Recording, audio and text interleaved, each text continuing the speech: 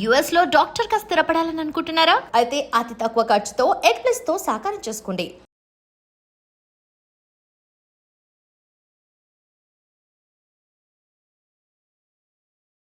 నమస్కారం అమ్మా.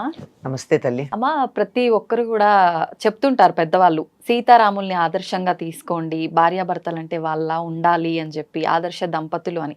అసలు వాళ్ళిద్దరూ ఆదర్శ దంపతులు ఏ విధంగా అయ్యారమ్మా? మనకి సినిమాలని ఒకసారి పక్కన పెట్టేద్దాం. సినిమాల్లో మనకి రాముడు చాలా పెద్దవాడు, సీతాదేవి కూడా కాస్త 18-20 ఏళ్ల కన్యలాగా కనపడుతుంది. అవునమ్మా. కానీ కాదు, వివాహ సమయానికి జస్ట్ 12 ఏళ్ళు శివధనుస్సు విరిచినప్పుడు రాముడికి 12 దాటాయి అంతే. ఊన షోడశ వర్ష అంటాడు, 16 ఏళ్ల కన్నా తక్కువవాడు అని. 16 ఏళ్ల కన్నా తక్కువవాడు అంటే 15 ఏళ్ళేమో అనుకుంటాం, కాదు. ఎందుకంటే 16 ఏళ్ళు అయ్యాక తనంతట తనకు వ్యక్తిత్వం వస్తుంది గనక అబ్బాయి మాట తండ్రి వినాలి, 16 ఏళ్ల లోపు తండ్రి మాట కొడుకు వినాలి. అందుకు ఇంకా వయసు రాలేదని దశరథుడు చెప్తాడు. తర్వాత సీతాదేవి చెప్తుంది వీళ్ళ వయస్సుల గురించి. అంటే 12+ ఉన్నాడు సీతాదేవి, 6 ఏళ్ళు. అది వాళ్ళకి వివాహమైనటువంటి సమయం. అందుకే సినిమాని పక్కకు పెట్టమని చెప్పా. అలా అయి అత్తవారింటికి వచ్చింది. ఇక్కడ మళ్ళీ గుర్తుంచుకోవాల్సిన విషయం ఏమిటంటే, అత్తవారింటికి వచ్చారు అంటే కాపురం చేశారని కాదు అర్థం. వాళ్ళకి యుక్త వయసు వచ్చేదాకా అత్తవారింట్లో అలవాటు పడిపోతారు, ఈ ఇంటి పద్ధతులకు అలవాటు పడతారు. ఇంకా మా పుట్టింట్లో అని సాగదీసే అవకాశం లేదు. మా అమ్మ అయితే అని చెప్పి అత్తగారిని ఎదిరించే అవకాశం లేదు. ఇక్కడ పద్ధతులకే ఇక్కడికే చాలా చక్కగా అలవాటు పడిపోవడం జరుగుతుంది. తర్వాత 12 ఏళ్ళు ఆనందంగా ఉన్నారు వాళ్ళు. అంటే 12 ఏళ్ళు అంటే రాముడికి 24 ఏళ్ళు, సీతాదేవికి 18 ఏళ్ళు. ఇప్పుడు వాళ్ళకి యుక్త వయస్సు వచ్చింది. రాముడిని పట్టాభిషిక్తుడిని చేయడం, వాళ్ళు ఇక నుంచి సంసార జీవితం గడపడం మొదలు పెట్టడం. అంతేగాని అప్పటిదాకా వాళ్ళు భౌతికమైనటువంటి సంబంధ బాంధవ్యాలు ఉన్నట్టుగా లేదు. ఈ రెండు ఒకటే అని చెప్పి మనకు కొన్ని ధర్మశాస్త్ర గ్రంథాల్లో స్పష్టంగా చెప్తారు.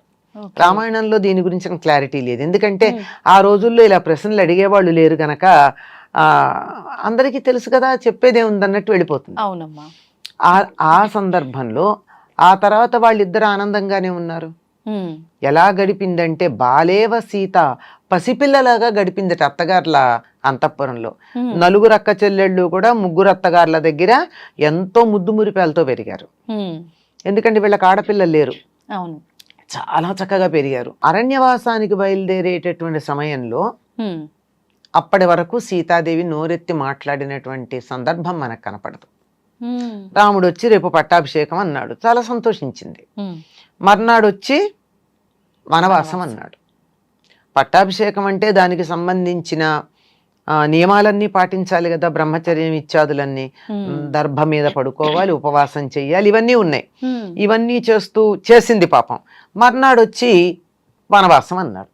అంతకన్నా సంతోషంగా బయలుదేరుతానంది. లేదు లేదు, నిన్ను కాదు రమ్మంది, నేను కదా వెళ్ళారన్నాడు. ఇక్కడ మొదలవుతుంది సీతాదేవి మాట్లాడిన. ఇప్పటిదాకా నోరెత్తి ఆవిడ మాట్లాడిన సందర్భం లేదు. చాలా వాదిస్తుంది, ఎన్ని రకాలుగా వాదిస్తుందో నేను చెప్పలేను. ఏమంటుంది, నేను నీతో వస్తున్నాను సంతోషంగా అంటే, లేదు లేదు, అదేమన్నా అంతఃపురం అనుకున్నావా, అయోధ్యానగరం అనుకున్నావా, అరణ్యం అన్నాడు. ఏం పర్వాలేదండి, నువ్వు లేకపోతే నాకు అయోధ్య అరణ్యం, నువ్వు ఉంటే అరణ్యమే అయోధ్య అంది. కాదు కాదు, అక్కడ రాక్షసులు ఉంటారు, నా భర్త పరాక్రమవంతుడు అంది. లేదు, క్రూర మృగాలు ఉంటాయి, నేను వీర్యశుల్కని అంది. లేదు, నేను అక్కడ ముళ్ళు ఉంటాయి, రాళ్ళు ఉంటాయి, ఎముకలు ఉంటాయి, అవి ఉంటాయి, కాళ్ళకు గుచ్చుకుంటాయి, అందుకే వస్తున్నా, నువ్వు నడుస్తుంటే ముందు నీ దారి శుభ్రం చేస్తానంది. అక్కడ నేను బ్రహ్మచర్యం పాటించాలి, పూజ చేసుకోవాలి, ముని వృత్తిలో ఉండాలి, వాటికి కావాల్సిన ఏర్పాట్లు చేయడానికి వస్తానంది. ఇది ఎట్లా చెప్పినా వినడం లేదు. ఎందుకు వచ్చిందిలే, మా అమ్మ దగ్గర ఉండు, మా అమ్మ ఇప్పటికే బాధపడుతూ ఉంటుంది, ఓదార్చు, మా తండ్రి గారిని కూడా ఓదార్చాలంటే నువ్వు చేస్తే నీ వెనకాల ఉండి చేస్తానంది. మంచి సమాధానాలు అమ్మ. కాదా మరి? ఆ. లేదు, ఒకవేళ ఎక్కడన్నా నువ్వు పొరపాటున నేను గొప్పవాణ్ణి అని చెప్పి భరతుడి దగ్గర అంటావేమో, భరతుడు కాబోయే రాజు కదా, రాజు ఇతరులని పొగిడితే ఒప్పుకోరు, నువ్వు అలా పొగడకూడదు. ఒక చేతకాని వాడు తన భార్యని ఎవరింట్లోనో పెట్టి విదేశాలకు వెళ్ళినట్టు మాట్లాడుతున్నావేమిటంది. ఆహా, లేదులే ఇంకా ఈవిడితో వాదించి లాభం లేదని నువ్వు రావద్దు అంటాడు.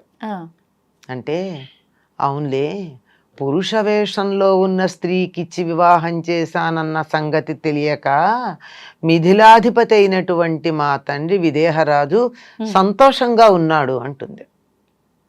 అంత మాట అనేసిందమ్మా అన్నది. ఇందులో అనుమానం ఏం లేదండి. అందరూ జాలి పడతారు కానీ సీతమ్మ మీద ఆవిడ తన అభిప్రాయాలు బాగానే వ్యక్తం చేసుకుంది, తనకు కావాల్సినట్టు తానుంది. ఖచ్చితంగా ఆవిడ ఏమి అణగదొక్కబడలేదు. ఓకే ఓకే, గుర్తుంచుకోండి, మన దేశంలో ప్రాచీన కాలంలో స్త్రీలని ఎవ్వరూ అణగదొక్కల. చేతకాక అణిగిపోతే మనం ఏం చేస్తాం? అంతే అంతే. చేతకాని వాళ్ళ గురించి, అసమర్థుల గురించి మనం మాట్లాడక్కర్లా. సమర్థులైన వాళ్ళకి ఎప్పుడు అటువంటిది ఏం లేదు. ఎందుకంటే ఈ మాట అనగానే రాముడు వెంటనే సరే అన్నాడు. ఎందుకో తెలుసా? తాను పితృవాక్య పరిపాలన చేశాడు కదా, మరి సీతాదేవి చెయ్యొద్దా? సీతాదేవి జనకుడి పేరెత్తింది. జనకుడు ఏమన్నాడు? ఇయం సీత మమసుత సహధర్మచరీతవా ఛాయేవానుగతా సదా అన్నాడు. అంటే ఈ అమ్మాయి నా కూతురు సీత, ఇహ నుంచి నీకు సహధర్మచరి, ధర్మ మార్గంలో నీకు తోడుంటుంది. ఛాయేవ అనుగత సదా, నీడలాగా నిన్ను వెన్నంటి ఉంటుంది అన్నాడు. మరి నేను మా నాన్న మాట పాటించద్దా? నీతో చెప్పినది నాకు చెప్పినట్టేగా. నీ భర్తని వదిలిపెట్టకుండా నీడలా ఉండమని మా నాన్న నాకు చెప్పినప్పుడు మా నాన్న మాట నేను వినద్దా? నువ్వేమో తండ్రి మాట వినేవాడివా, నేనేమో తండ్రి మాట వినందాన్నా? అమ్మో, ఏమి అంతే అంతే తెలివిగా మాట్లాడే. సీత అంత తెలివి గల వాళ్ళు ఎవరు కనపడరండి నాకు. నిజమమ్మా. అప్పుడప్పుడు రాముణ్ణి మించిపోయిన తెలివి సీతది. సరే రమ్మంటాడు. మరి తర్వాత ఎప్పుడన్నా నువ్వు నన్ను ఆడదన్నావా అని కోప్పడ్డా రాముడు? లేదు లేదు కదా. ఎందుకు గుర్తు చేసింది అంటే మా రాముడి యొక్క ఔన్నత్యం పెరగడానికి రాముడితో తాను వదిలి ఉండలేనన్న ప్రేమ కొద్దీ మాట్లాడింది కనుక అర్థం చేసుకున్నాడు. అదమ్మా వాళ్ళిద్దరి యొక్క అన్యోన్యత. ఎక్కడా కూడా నేను అరణ్యవాసానికి వచ్చానని లేదు. ఎక్కడన్నా సీతని వెళ్ళమని చెప్పాడా అరణ్యవాసానికి? లేదు కదా. అయినా భర్తని అనుసరించి వెళ్ళడం అనేది ఇష్టపడింది. అనసూయ అదే మాట అంటుంది. ధనం ఉన్నప్పుడు ఎవరైనా సరే భర్తను అనుసరించి ఉంటారు. ధనహీనుడై పరిస్థితులు వ్యతిరేకమైనటువంటి స్థితిలో కూడా భర్తను అంటిపెట్టుకుని ఉండడం అనేటటువంటి గొప్ప లక్షణం నీలో కనపడింది అంటుంది.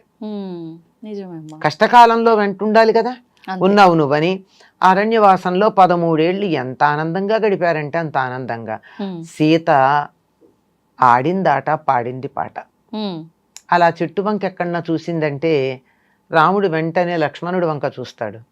లక్ష్మణుడు వెళ్ళి ఆ చెట్టు మీద అప్పుడు ఆవిడ చూసిన పండో కాయో తెచ్చిస్తా, పువ్వు అంత అపురూపంగా ఉన్నది. చివరికి ఈ మృగం రాక్షసుడు, నిజమైన మృగం కాదు అని లక్ష్మణుడు చెప్పినా అయితే అయ్యింది, సీత కోరింది కదా అని తెచ్చాడు, తేవడానికి వెళ్ళాడు. అంత ఇదిగా ఉన్నారు. ఒకళ్ళ అభిప్రాయాలు ఒకళ్ళకి తెలుసు. సీత అపహరించబడ్డాక రాముడు పడిన వేదన, ఏడ్చిన ఏడుపు ఇంతవరకు ఎక్కడా మనం ఎవరు అలా ఏడ్చినట్టు చూడం. నిజం చెప్పాలంటే ఏ కావ్యంలోనూ ఏ చలనచిత్రంలోనూ కూడా రాముడు పడిన వేదనని పరిపూర్ణంగా చిత్రీకరించిన వాళ్ళు మనకు కనపడరు. అంత దుఃఖపడ్డాడు. ఎంత దుఃఖం అంటే అంత దుఃఖం. ఆ దుఃఖం ఎంతటిది అంటే తర్వాత మనకి బాగా తెలుస్తుంది. సీతాదేవి రావణుడి లంకలో ఉండిపోవడం, రాముడు బెతకడం సీత కోసం, ఇంత అవ్వడం, హనుమంతుడిని పంపించటం, ఇక అదంతా హనుమంతుడు వెళ్ళాక హనుమంతుడు కూడా ఆవిడ్ని చూసి గుర్తుపట్టి మొత్తానికి అన్నీ మాట్లాడుతూ ఉంటే రాముడు ఎట్లా ఉన్నాడో చెప్పమని అడుగుతుంది సీత గుర్తుకి. ఇక్కడే రాముడి యొక్క వర్ణన మనకి బాగా కనపడుతుంది. లేకపోతే ఎక్కువ భౌతికమైన వర్ణన పెద్దగా లేదు. అంత బాగా వర్ణించిన తర్వాత ఎలా ఉన్నాడు రాముడు అంటుంది. ఇప్పుడు ఎలా ఉన్నాడు అని అడుగుతుంది. అడిగితే అసలు రాముడు నన్ను తలుచుకుంటున్నాడా అని అంటే దూరం అయిపోయాక బానే కదా, రెండో పెళ్లి చేసుకోవచ్చు కదా అన్న ఉద్దేశంలో ఉండొచ్చుగా. అంతే అమ్మా, ఉండొచ్చు. బహుభార్యాత్వం ఉంది అందులో, రాజులకు ఆ రోజుల్లో. కనుక రాముడు నన్ను తలుచుకుంటున్నాడు అంటే అప్పుడు చెప్తాడు, నిన్ను తలుచుకుంటూ రాముడు నిద్రాహారాలు లేవు, ఏమీ తినటం లేదు, తేనైనా తాగటం లేదు, ఎంత మధురమైన పదార్థం పెట్టినా తినటం లేదు, తింటూ ఉంటే బలవంతంగా లక్ష్మణుడో ఎవరో బలవంతం చేస్తే తిందామని దగ్గరికి పెట్టుకున్న తర్వాత కూడా హా సీత అని చెప్పి దాన్ని వదిలేస్తున్నాడు, ఇది సీతకి ఇష్టమని. ఇలా అనుక్షణం ఒంటి మీద వాలిన ఈగల్ని దోమల్ని కూడా తోలుకోవటం లేదు, నిద్ర కూడా రాదు. కానీ అలిసిపోయి కాసేపు అలా కళ్ళు మూస్తాడు. అలా కళ్ళు మూసిన మరుక్షణం హా సీత అంటూ మెడుపు తెచ్చుకుంటాడు. ఇలా చాలా వేదన పడుతున్నాడు. అంటే సీత ఒక మాట అంటుంది, హనుమా అమృతం విషం కలిపి ఇచ్చావు కదయ్యా నాకు అంటుంది. అమృతం ఏమిటి? తనని గుర్తుంచుకున్నాడు, తన కోసం ఏడుస్తున్నాడు రాముడు, తన మీద ప్రేమ ఉంది అని నిరూపించబడింది కనుక అమృతం. Okay okay. రాముడు తన కోసం బాధపడుతున్నాడు అన్నది విషం. నేను నా వల్ల రాముడికి కలిగిన మేలు ఇంతేనా, ఆ ఏడిచేట్టు చేస్తున్నానా, బాధపడేట్టు చేస్తున్నానా, రాముడి బాధకి నే కారణమయ్యానా అని బాధపడుతుంది సీత. తను దూరం అవ్వడం వల్ల రాముడు బాధపడుతున్నాడంటే రాముడు బాధపడడానికి నేను కారణమయ్యాను అని దుఃఖపడుతుంది. అది నిజమైనటువంటి ప్రేమ. అంటే నేను అతడి జీవితంలోకి వెళ్ళడం దేనికి, వెళ్ళిన తర్వాత దూరం అయితే అతడు బాధపడ్డం దేనికి, బాధకు కారణం నేను కదా అయ్యాను అని చెప్పి సీత దుఃఖపడుతుంది. ఇదమ్మా అసలైనటువంటి ప్రేమ అంటే. అంతేగాని మరొకటి కాదు. పైగా హనుమంతుడు తీసుకుని వెడతానంటే, తన భుజాల మీద కూర్చోమంటే చాలా చెప్తుంది అనుకోండి, నువ్వు కొడుకు లాంటి వాడివి, ముట్టుకుంటే తప్పులేదు, ఇవన్నీ చెప్పాక ఏమంటుంది, రాముడు వచ్చి నన్ను తీసుకెళ్ళాలంట. నీకు ఎంత పంతమండి. ఒకవేళ నువ్వు నన్ను తీసుకెడితే ఏమంటారు లోకమంతా, రావణుడు దొంగ, రాముడు గజ దొంగ. దొంగ దాచిన వస్తువుని కనుక్కొని పట్టుకెళ్ళాడంటే గజ దొంగ కాదు, రావణుని కన్నా మిక్కిలి రాముడు దొంగ అని అనుకుంటారు కదా లోకంలో. అట్లాంటిది వద్దు, వచ్చి దర్జాగా పట్టుకెడతాడు అని అంత పంతం పడింది. నిజంగా సీత మామూలుది కాదు కదండి. నిజంగా అమ్మ, మీరు అన్నట్టు ఎవరు లేరు అంత తెలివిగలవాళ్ళు, అంత తెలివిగలవాడు. పైగా వీడికి శక్తి లేక శక్తి ఉంది. ఎంత శక్తి అంటే రావణుడు వచ్చి తను ఎన్నో మాట్లాంటాడు, ఏమి బాధపడుతుంది కానీ రియాక్ట్ అవ్వదు. రాముణ్ణి తిడతాడు. ఎంత కాయకసురులు కుడుచుతూ అడవుల్లో ఉండేవాడు, ఈ పాటికి వాడిలో నెత్తురు చీము నెత్తురు చచ్చిపోయి ఉంటే పౌరుషం ఉండదు, రాముడు ఎక్కడొస్తాడు, నిన్నెక్కడ పట్టుకెడతాడు అంటే ఆ మాట అనగానే సీత కోపం వస్తుంది. అరే నిన్ను నేను తగలబెట్టగలను, భస్మార్హ తేజస, నిన్ను నేను తగలబెట్టగలను, తగలబెట్టదగిన లక్షణం కలిగిన వాడివి నువ్వు. కానీ ఎందుకు చేయలేదో తెలుసా, అసందేశాత్తు రామస్య తపశ్చానుపాలనాత్. రాముడు నాకు ఆ మాట చెప్పలా వీణ్ణి తగలబెట్టు అని, వాడిని నాకు వదిలేయమన్నాడు. తను చంపుతాడు, తను చేయాల్సిన పని నేనెందుకు చేయాలి, రాముడికి రావాల్సిన క్రెడిట్ నేనెందుకు తీసుకోవాలి. సీత గాని రావణుణ్ణి తగలబెట్టి ఉంటే రాముడికి క్రెడిట్ వచ్చేదా, రాదుగా. సీత కూడా మానవకాంతేగా. అవును. కానీ అసందేశాత్తు రామస్య, రాముడు నాకు సందేశం పంపల. పైగా తపశ్చానుపాలనాత్, తపస్సు చేస్తున్న నీలాంటి వాడి కోసం నా తపస్సు వృధా ఎందుకు చేసుకుంటాను, వేస్ట్ ఎందుకు చేసుకుంటాను, చేసుకొని పోమంది. అంత శక్తి ఉందా ఈవిడికి అంటే హనుమంతుడి తోకకున్నటువంటి నిప్పు చల్లార్చింది సీతాదేవి. అగ్నిదేవుడు హనుమంతుడికి చల్లబడమంటే చల్లబడిన వాడు రావణుని తగలబెట్టరా అంటే తగలబెట్టడా, చేస్తాడమ్మా. మరి అంత శక్తి. అది సీతకి రాముడి మీద ఉన్న నమ్మకం, రాముడికి సీత మీద ఉన్న నమ్మకం. అయ్యాక ఈ మాట అనగానే చాలా మందికి సందేహం వస్తుంది, అగ్నిప్రవేశం చేయమన్నాడు కదా రాముడు అని. రాముడు అగ్నిప్రవేశం చేయమన్నాడా? రామాయణం చదవకుండా నోటికొచ్చినట్టు మాట్లాడితే అలాగే ఉంటుంది. రాముడు అగ్నిప్రవేశం చెయ్యమల్లా, నా కంటి ఎదురుగా ఉండద్దన్నాడు. ఎందుకు అంటే నేత్రరోగికి దీపంలాగా నా కంటికి బాధ కలిగిస్తున్నావు అన్నాడు. దోషం దీపానిదా నేత్రరోగిదా? కళ్ళకలకు వచ్చింది, కళ్ళకలకు వచ్చినప్పుడు దీపం వేస్తే కళ్ళు మండుతాయి. దోషం ఎవరిది? దీపాందా దీపాంది ఎందుకు అవుతుందమ్మా? దీపాంది కాదు కదా, ఎవరిది అవుతుంది? మనకి కళకళకు problem ఉంది ఉన్నటువంటి కాబట్టి. వ్యక్తిది అవుతుంది. రాముడు ఏమన్నాడు? నేత్ర రోగం, కంటికి వ్యాధి ఉన్నటువంటి వాడి కంటికి దీపంలాగా నాకు కష్టం కలిగిస్తున్నావు అన్నాడు. అంటే ఏమిటి? ఈయనకే ఏదో తేడా ఉంది తేడా చూపులో. ఉంది. తన గురించి తనే చెప్పాడు రాముడు, ఇంకోటి చెప్పల. అవును అవును. ఏమిటది? ప్రజాభిప్రాయం అనేటటువంటి నేత్ర రోగం ఉంది నాకు, అందువల్ల నిన్ను స్వీకరించడం నాకు కొంచెం ఇబ్బందిగా ఉంది అన్నాడు. Okay okay. ఆ, ఒక నీచుడు ఒక పామర స్త్రీతో మాట్లాడినట్టు మాట్లాడతావా నువ్వు నాతో? అందరూ వింటుండగా మళ్ళీ మొహమాటాలు ఏం లేవు, లేవు, దాపరికాలు అంతకంటే లేవు. ఇంత మాట మాట్లాడింది. మాట్లాడి లక్ష్మణ చితి పేర్చంది. సీత చేసిందా పని, రాముడు ఏమనలా. రాముడనలే. లక్ష్మణుడు చితి పేర్చాడు, సీత అగ్నిలో ప్రవేశించింది, బయటకు వచ్చింది, అగ్ని పునీతయ్యి వచ్చింది. అప్పుడు అనుకుంటారు, ప్రశ్నేసే వాళ్ళకి వందలండి. సర్లే నేను అనుకుంటా ఆవిడే తగలబడిపోతోందని సంతోషించాడా రాముడు? అగ్నిదేవుడు సీతని ఏం చేయడని వాళ్ళకి నమ్మకం. ఎట్లా నమ్మకం? హనుమంతుడు చెప్పాడుగా. హనుమంతుడి తోకకి పెట్టిన నిప్పు చల్లబడిన సంగతి హనుమంతుడు చెప్పాడు. అవును అవును. సీత పని మీద వెళ్ళిన హనుమంతుడినే నిప్పు ఏం చేయకపోతే సీతనే ఏమన్నా చేస్తుందా? మూర్ఖంగా ఆలోచించే వాళ్ళు కదమ్మా ఇట్లాంటి క్వశ్చన్స్ వేస్తారు. అంతే కదా. అంతే అంతే. అంచేత వాళ్ళు ఊరుకున్నారు. ఎందుకంటే లోకంలో ఎవరూ కూడా భవిష్యత్తులో సీతాదేవిని ఏం అనకూడదు. ఒకవేళ ఎవరన్నా 10 నెలలు రాక్షసుడి దగ్గర ఉన్న స్త్రీని నువ్వు తెచ్చుకున్నావు అని అంటే సీతకి ఎంత చెడ్డ పేరు. అమ్మో, సీతకి చెడ్డ పేరు వస్తే రాముడు భరించగలడా? లేదు. అందుకని ముందరే చెడ్డ పేరు రాకుండా ఉండేటట్టు ఇక్కడికిక్కడే క్లారిఫై చేసేసాడు. మరి సీత మీద ఉన్న ప్రేమతో చేసిన పనా, సీత మీద కోపంతో చేసిన పనా? ప్రేమతో అమ్మా. ఇది తెలియక చాలా మాట్లాడుకుంటాం. ఎంతకాలం అమ్మా వాళ్ళు దూరంగా ఉంది? 1 ఏడాది. ఏడాది కూడా కాదు, 10 నెలలు 11 నెలలు. 10 నెలలు ఒకళ్ళ విషయం ఒకళ్ళకి తెలియకుండా ఉన్నారు. 1 నెల యుద్ధంలో గడిచిపోయింది, నెలపైనే. ఆ తర్వాత కలిసి అయోధ్యకు వెళ్ళారు. 11,000 సంవత్సరాల రాముడి పరిపాలనా కాలంలో 1 సంవత్సరం అంటే ఎంత? చాలా తక్కువ. అంతే వాళ్ళు దూరంగా ఉంది. మిగిలిన సమయం అంతా ఒకళ్ళంటే ఒకళ్ళు ప్రాణం పెట్టి ఉన్నారు. అది సీతారాముల యొక్క ఆదర్శ దాంపత్యం అంటే. నిజంగా చాలా నేర్చుకోవాలమ్మా వారి ఇద్దరి జీవితాన్ని మనందరం చూసి.